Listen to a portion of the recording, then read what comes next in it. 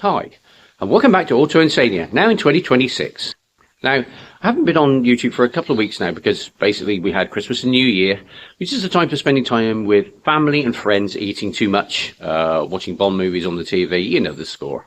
So it was been nice to take a little time away. And also, I must admit, I haven't been very well. I've had this terrible flu cold that's been going around that everyone's had. And as you can probably hear from my voice, I'm still a little bit croaky, but I needed to get back in it. And here we are. So, welcome to 2026 and Auto Insania. My name's Cliff.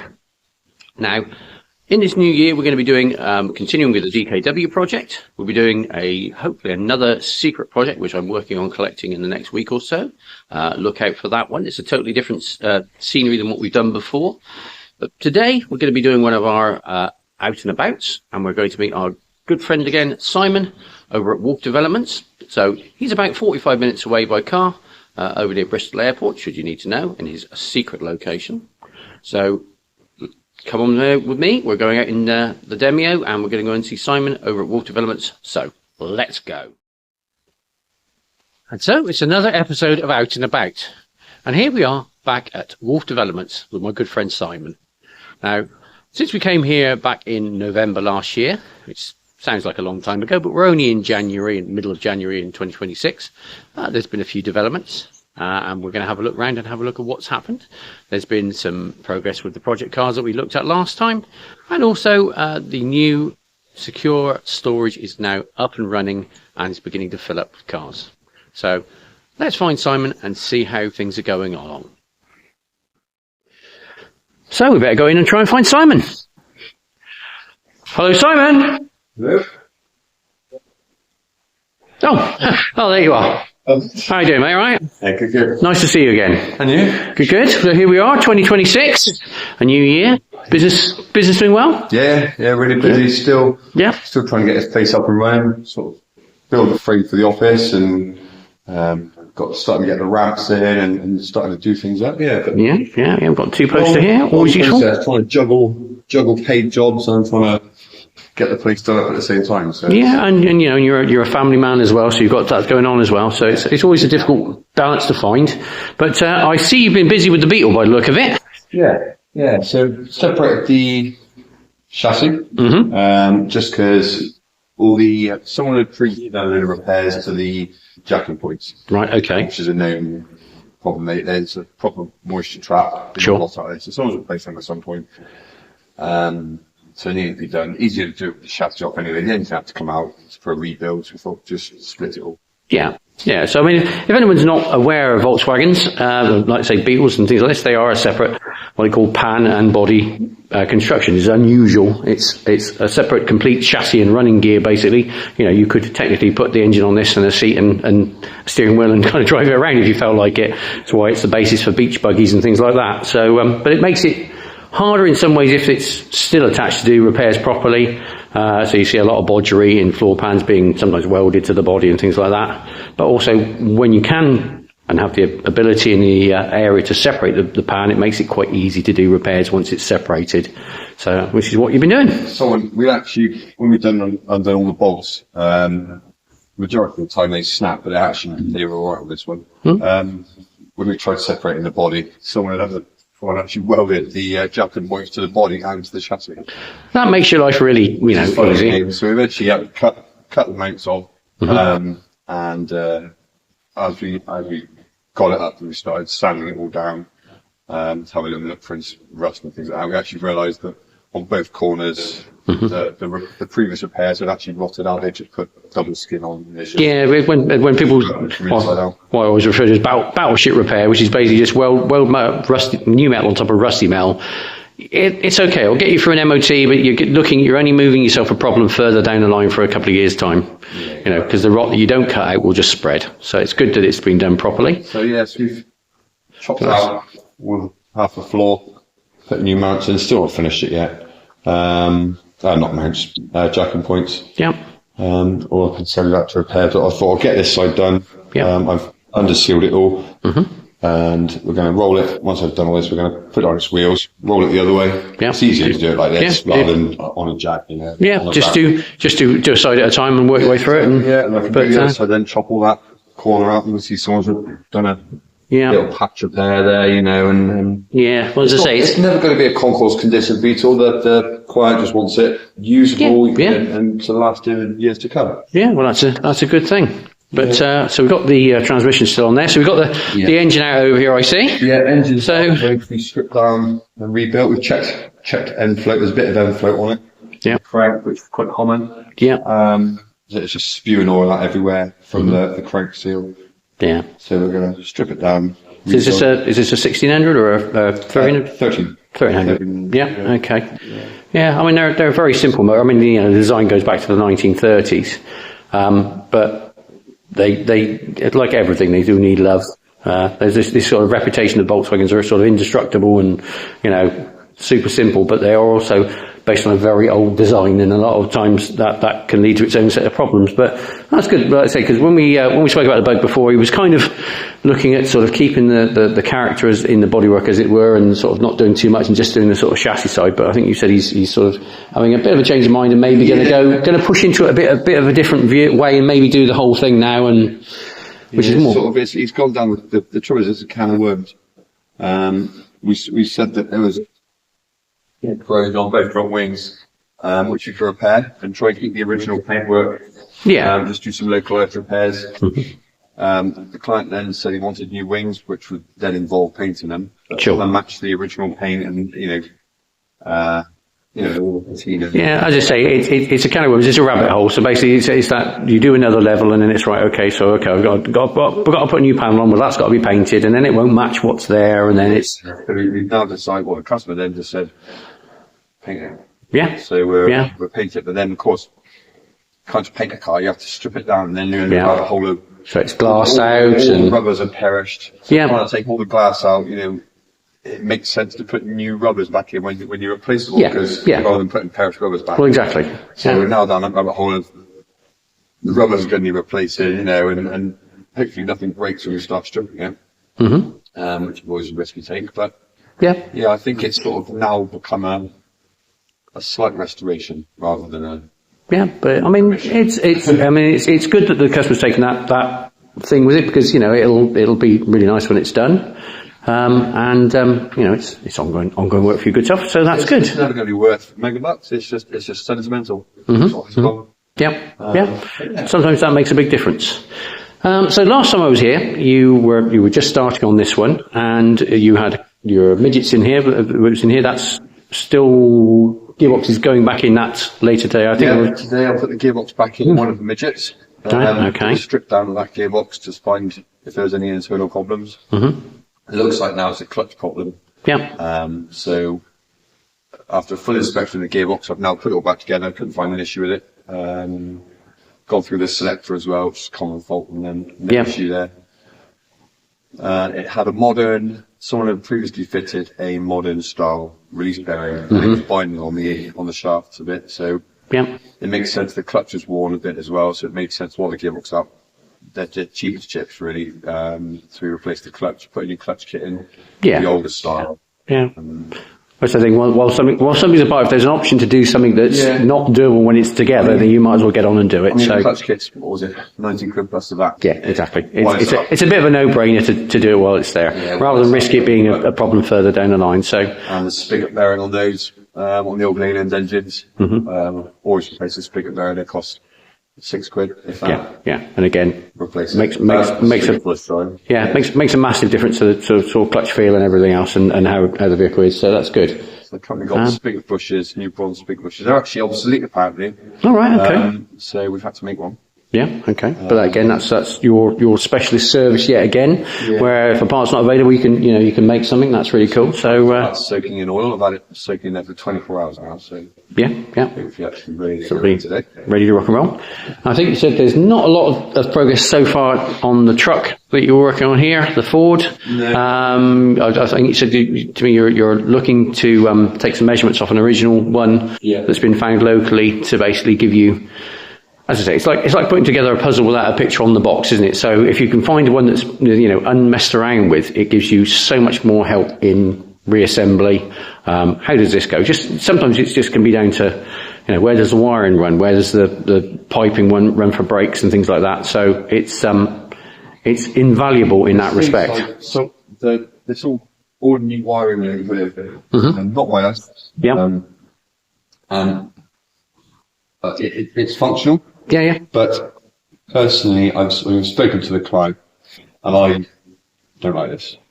Yeah. I think it's all messy, it's cluttered. Well, also you've got a modern looking fuse box and a modern looking relay block, which kind of doesn't. I mean, when you go to the trouble of having a sort of period style battery and everything else, and in period it wouldn't be wrapped in smooth plastic; it would have been cloth wrapped. Yeah. So sometimes things like that, you can have a really expensive resto can be ruined by such a simple thing. Yeah. A few quid's worth of cloth wrap for the loom, and like I say, or an old fashioned looking fuse box or whatever. Yeah. So as I say, it's just those little finishing touches that really make a vehicle. I've taught the client into now to having all this inside, all the fuse box inside, so that all this is completely decluttered and back to period correct. Yeah. Well, it won't be period correct because it's been messed about with, but it'll look more in period than it does now.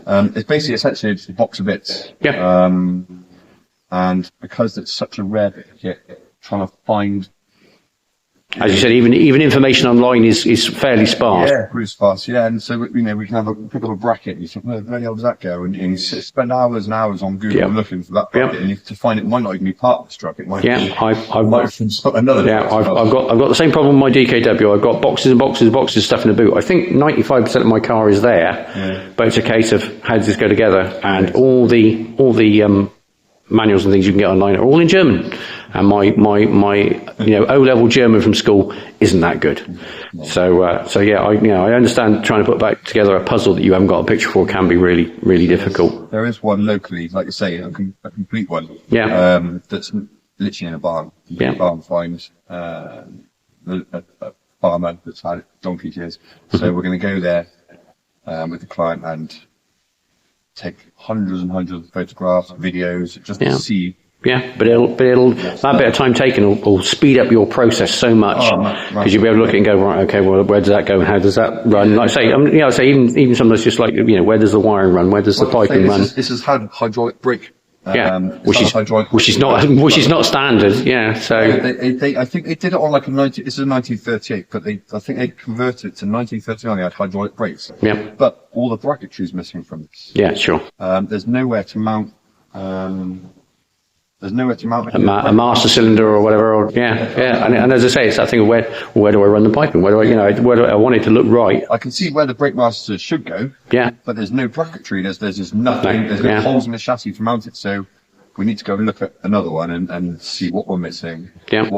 See if I need to fabricate brackets because it might be cheaper for me to fabricate them than try and find. Brackets and like that. Yeah. Well, again, this is why your service is so good because, like I say, you've got that ability to make stuff that doesn't exist, as it were, and and put it right and make it look good and make it look right. So, as I say, this is why I recommend people to come and see you. Yeah. So, right, okay. Well, we'll leave it there for the moment, and we'll go and have a look at the storage, if we may. Yeah. Okay, let's go. So here we are in the super secret Bat Cave. This is the storage area. So last time we came, basically this wasn't up and running. You were getting all the electric sorted out and the insulation and the security side of it. But here we are. So let's go and have a look in storage area. Okay. So very secure. No windows in from the outside. No roof windows. So nobody can poke and peek around. Big secure. Yeah, middle of nowhere. Woodland location. Very, very quiet, but temperature controlled, so no humidity. It's a nice temperature in here now, not too hot, not too cold, which is, if you've got your classic car, this is where you want to store it, somewhere that no one can see it. The temperature's right, so no humidity, which prevents corrosion, mold, things like that. So, Simon's gone to a lot of trouble here to make this a really well insulated and safe building. And we'll have a look at a few cars that have come into here. Now this one was on its way to you the last time we came. We've got the damask red Midget over there, which is the one that's having its gearbox work done, which was in last time in the workshop. So you're waiting to get that one in and re-gearbox it later. But this is the little beast that you were talking about. Not for the purists. No, you can. I mean, even just looking at the sort of wheels and the stance and the cage, or the half cage, the rollover bar in it, you can see that this means business. Now, originally, this would have come with its, a 1275cc A-series lump. Previous owner had done something to it already, hadn't he? With this is the original engine. Yeah. This one here. Yeah, okay. So this is still 1275cc, I'm presuming, or has it been bored out at all? Or? No, it's worn up. Still No? Cross 85 A-series. Yeah. With a added blower on it. All right, so you've got like a twin scroll type supercharger. Yeah, I'm not sure what type it is, what brand or anything it is. It's got the bigger pistons and things in it, and probably built to suit. So you've got I can see you've got a conversion kit to alternator and running on serpentine belts rather than the old-fashioned style belt. Yeah, exactly. So that's quite a nice piece of kit. So I believe this has been taken out now, and what's going into the Midget now? A black top Ford Z-Tech, a 2-litre Z-Tech out of the Ford, brand new crate built, motorsport spec. Yeah. What sort of horsepower is that going to be? No, what's I don't know what they're producing. I think we're looking for around about 250. Yeah. So in a car, beyond individual foot bodies, download management. Yeah. Okay. All the hardware to match it up. Yeah. And I take it's going to be what gearbox is it going to be, like an MTX? Or it's a type 9 gearbox, or yeah, it's got a Ford Type 9 gearbox in it already. Yeah, okay. That's when they're ready to go. Yeah. So if we guesstimate a comfortable 200 to 250 horsepower in a car that weighs 800 kilos, should be quite fast. And it had suspension stuff and everything done as well for the. It's got fully adjustable suspension around. You can actually see a difference. It's quite nice having both cars. Yeah. Because you've got the original MG suspension there on the front, and then you can see the difference between motorsport adjustable stuff on there. Yeah, and you've lost like obviously the fan box and the heater and all that. Yeah, so obviously this all the non-essentials. This we just used the hill sprints and fast flow. Yeah. So client didn't want a heater, so heaters will be removed. Gives us fit extra clearance as well. Yeah. It's got rear disc brake conversion already. Right, okay. So there's no point making a car fast without being able to go around corners or stop it. It's got all that rated brakes. We're not sure, we haven't got the engine back yet. That's being built by Midget Motorsport, I think they're called. I think that's what they're called. They're specialists in Ford, Z-Tech and Duratec engines. So it was supposed to be with us last week, but it's not worked yet. Right, okay. I believe they're doing some cylinder head work on it. So once you've got the engine, we can sort of mock it up, do some measurements, see if we need to do any cutting. I was just going to say, is there going to be any fabrication required to fit it, do you think? Or? So, yeah. Yeah, I mean, it's not the biggest engine bay. Wasn't ever designed for a 2-litre 4x4 engine. And low and as far back for good for balance and whatever. But yeah, as I say, that's an interesting. So it's interesting to see a good restored original car, and then see something that's a bit off the wall and a bit different. Chalk and cheese, isn't it? Yeah, indeed. I mean, as I say, everybody likes their cars in a different flavour, but it just shows you within the classic hobby what you can achieve depending on what you want to get. As I say, some people want an absolutely stock car that is, the best of how it would have been when it was new, and other people want something that just, is going to give them thrills and spills and get them up the hill. Again, it's another example, a bit like the Beetle. The amount of money that is being thrown at this one. Yeah. It's not financial viability. It's just love of the hobby and the game. Yeah, I'd say the client. He's had toys. He has supercars and things like this, and he just loves this. Yeah. And he wants something he can just throw around and have a good old laugh at. Yeah. Okay. It should be quick. It should make a really nice noise as well. Yeah. So we've got the two midgets. We've got an Alpha here, which I believe is in for paint and bodywork stuff, which is it's done a complete restoration on this. Yeah. Okay. We've put sills, all new floor plans throughout it. Yeah. Well, I mean, I don't want to upset all the Alpha people, but we know that Alphas like to rust. Yeah. It carried on right the way through their time. I mean, I've had 80s and 90s Alfa Romeos, and you had to be very up on your rust. Any corrosion that snuck into wheel arches or anything like that, you had to chase it out, because otherwise it would just go running around the whole car. So we were actually told by the client, we've got a couple of his vehicles that we look after over the years, and he's very much he's got Ferrari, Lazio.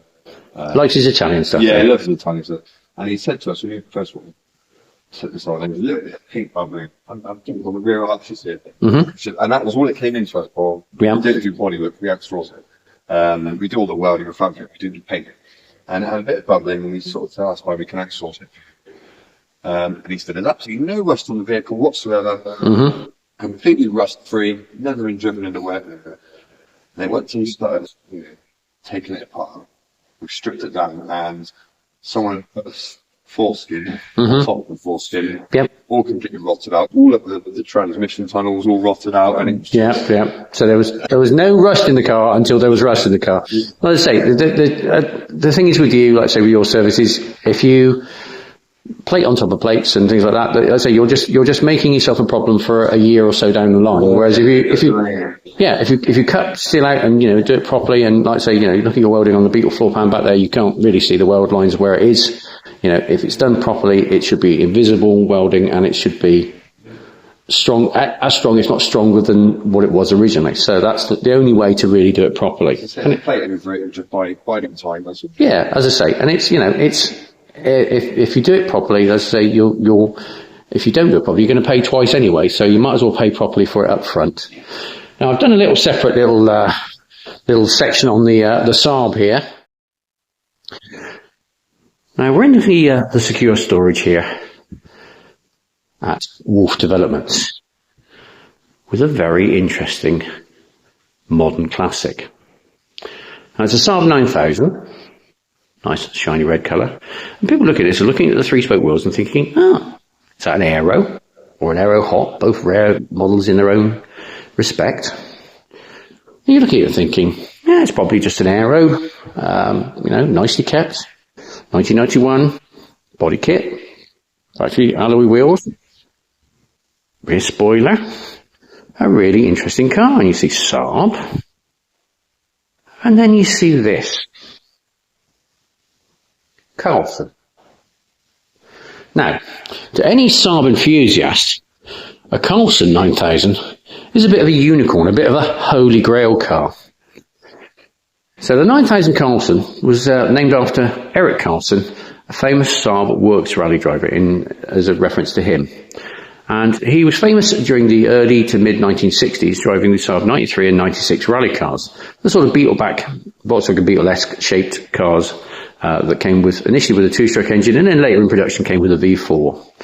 Now, he was a famous rally driver, also famously married to Pat Moss, Sterling Moss's sister, for most of his life later on. But he was famous for having the nickname Carlsson on the Roof. Now, this has a nod in 2 respects. Carlsson on the Roof apparently was a children's book in his home country about a man named Carlsson who lived on the top of a tall building, but also it's a bit of a laugh at the fact that Eric Carlsson was an enthusiastic driver, maybe the Colin McRae of his day, and often ended up with the car rolled over into a ditch. But you see, no matter how people mocked him for this, it actually was a great selling point for the Saab 96 because it proved every time the car could be rolled back onto its wheels, and he would finish a stage and be, as fast, if not faster, than most of the other drivers. And so it's a really interesting story and a really good nickname. Eric Carlsson, I think, passed away in 2015, as far as I remember. So as I say, this special edition is just about him.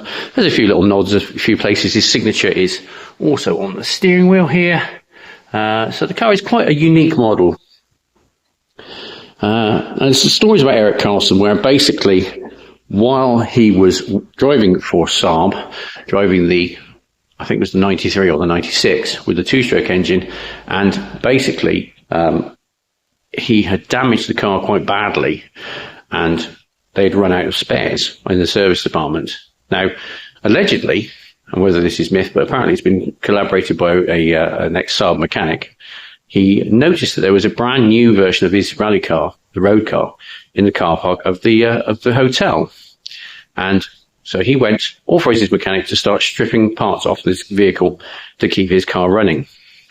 Now, the owner came rushing out, asking the mechanic what he was doing, removing parts of the suspension from his new Saab, and the mechanic explained to him that it was for Eric Carlsson's rally car, and it was the only way that he was going to finish this rally. Now, the owner, being a big fan of Eric Carlsson's, basically said, yep, go for it, do it. and they fitted the parts onto the car, and Eric finished the rally and didn't win it, became very high in the positions. And apparently the two of them became good friends and exchanged Christmas cards right up till Eric Carlsson's death. So an interesting bit of trivia. So what a car. So this one was a barn find that Simon's working on. He's not quite sure what to do with it yet. I am insanely jealous, it must be said. I've owned a couple of different variations on this car because, again, there's another story with the Saab 9000. Now, if you're an enthusiast, you probably know that the Saab 9000 was a shared platform project. Now, these days, shared platforms between manufacturers is fairly common. Your Nissan or your Renault often shares a lot of kinship these days. Toyota crosses over with a lot of people. But back in 1990s, or in this case, late 80s, it wasn't a very common thing to do. Most manufacturers wanted to keep their stuff secret. However, when the manufacturers wanted to make a big saloon car, it's quite an expensive thing to start from scratch. So Saab got together with Alfa Romeo and Fiat and Lancia, and they basically produced this floor plan. Now, so in the Saab, you got the 9000. In the Alfa Romeo, you got the 164, a car I've owned two of. Beautiful car. In Lancia, you got the Thema.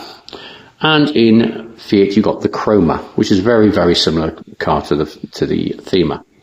Now, Saab being very much their own people and Alfa being very much their own people, if you parked an Alfa 164 and a Saab 9000 next to each other, there's nothing that goes, oh, it's the same car.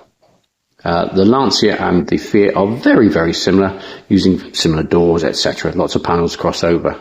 But the other variations, let's say Saab, are right to themselves and basically made their own vehicle to suit how they expected their customers to want a car.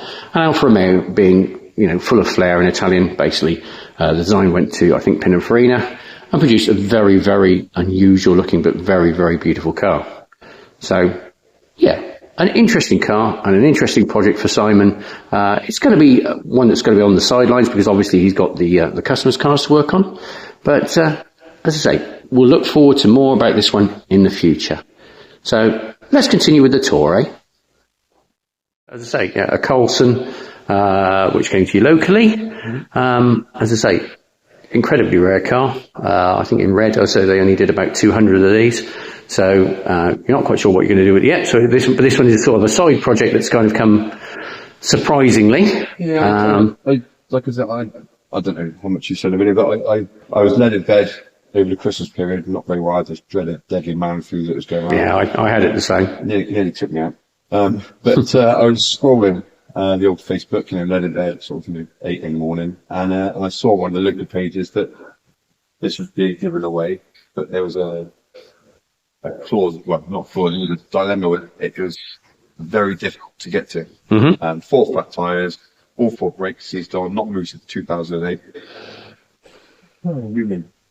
Unable to start, no tone point.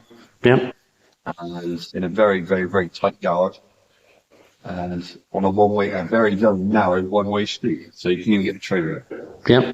So I contacted the chap who was selling it.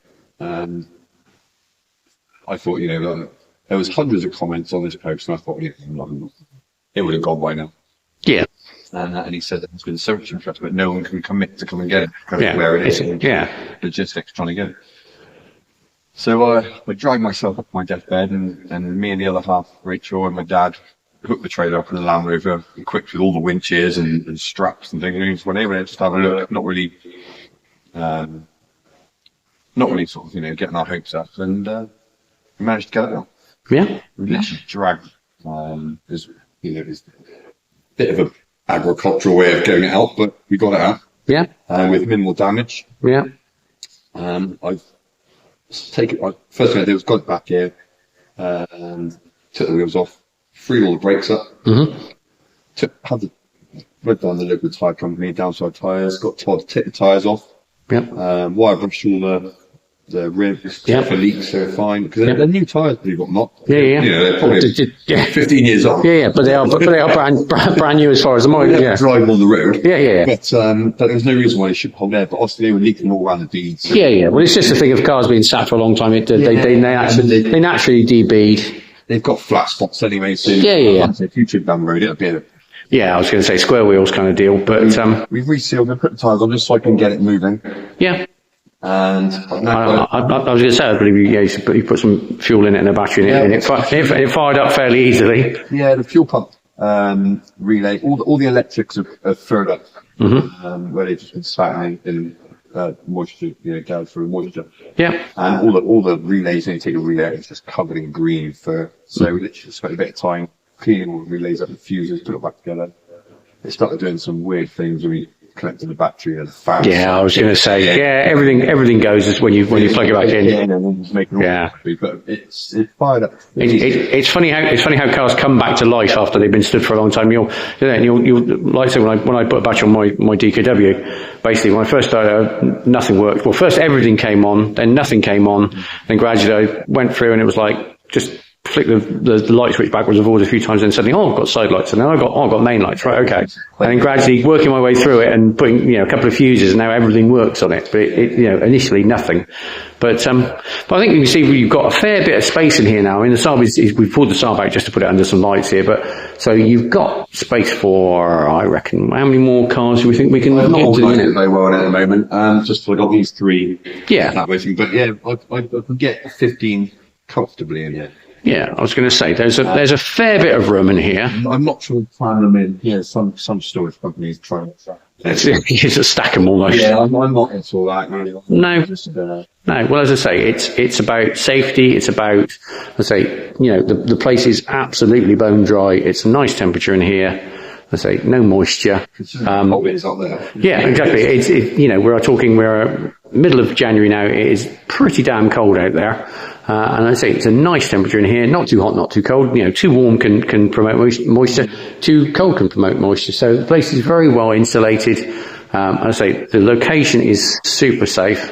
I say it's like getting to the back cave here. We don't quite have to jump for a waterfall, but it's nearly like that. So there's plenty of room in here. So if you've got a car that you need to store, obviously we've got Simon's famous van Oogie over the back there, which he's kind of famous for with anyone who knows him or anyone through the scene, which he's had for a very long time. And he's going to have some fairly radical surgery in the future. We're not going to talk about that just yet. He's come off the road. I took off the road last week. Yeah.